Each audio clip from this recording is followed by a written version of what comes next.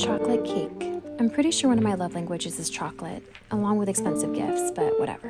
When I was pregnant with my son, I craved chocolate cake all the time. So I'd make this double chocolate cake with whipped ganache, just like this one, and I would sit there and eat it straight to my face. It was always so ugly looking because I didn't know how to decorate cake at the time, but it didn't matter because it was solely just for me. So this is how I make my whipped ganache. I take 2 cups of chocolate chips and 2 cups of heavy cream, and I microwave them in 1-minute increments at a time. Once it's smooth, I add a little bit of vanilla, and then I let it come to room temp. Then I stick it in the freezer because I'm extremely impatient, and take my handheld mixer and whip it till it looks like whipped cream. Then you have this luscious looking pipeable chocolate.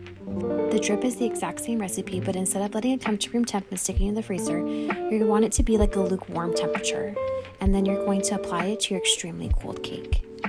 I could literally eat this all the time. It is so delicious. And that's how I make